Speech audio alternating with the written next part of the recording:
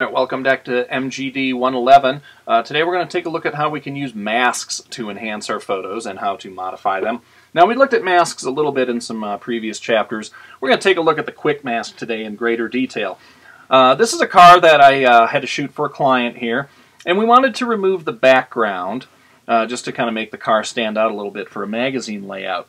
Now, you may recall, and I've already outlined it for you so you wouldn't have to watch that step, this little button here in the bottom of your toolbar is the quick mask button. And if I press this button, this red screen pops up around it. Now what that does is it tells you everything that's not in this red is the selection. Everything that is red is not the selection. And it gives us a really clear view of what we've selected and what we've eliminated. Now, when we're shooting something like an automobile, tires are round, right? Yes, they are, until they sit on the ground, and then part of them looks sort of flat. It looks kind of weird having just a tire that doesn't quite go perfectly around.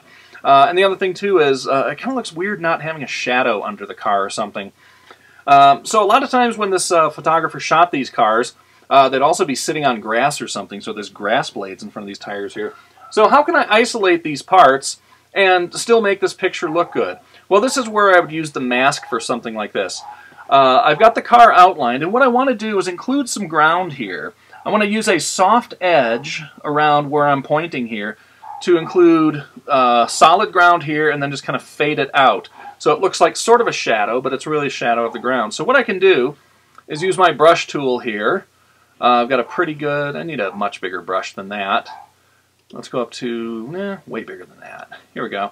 About this size right here. Now, when we are using the mask here, we see whatever colors we had for a foreground and background just become black and white. Because we're just dealing with, is this part of it or not? If I were to start spraying with this brush, you'll notice it fills in red. That's because it's using the foreground color, which is dark. I'm not actually spraying black paint on it, I'm spraying part of the mask. If I wanted to remove a section of this car, if anything that I spray in here is no longer part of the mask. However, I don't want to do that. So let me go back to quick mask here. What I want to do is remove part of this bottom here from the mask. So I'm going to switch these colors here. So now I have white. And watch what happens if I spray along the ground here. You notice I'm deleting part of this mask here. And by doing that, I'm removing that section from what's going to be eliminated from this picture. So I have this nice solid area under the car, and I have this faded edge underneath. And the cool thing about working with the mask is, if I exit the mask, you'll see it's kind of this vague line here. I can't really tell where this ends or not. And the truth is, it ends kind of in a zone here. It fades along this line. So by working in the mask, I can see a really honest representation of what that mask is going to look like. Let's get out of the mask here, and watch what happens when I delete my background. I'm going to fill it with background color. You'll see, whoops, I have to deselect. Sorry, I have to select the other part of the picture there. I have to select everything but the car. I'm going to go to select inverse. Now I'm going to hit delete. Fill it with background color. So you'll see I have this nice white background up here. But in the bottom of the picture, I have the ground under the picture. We don't notice those distracting flat spots on the tires.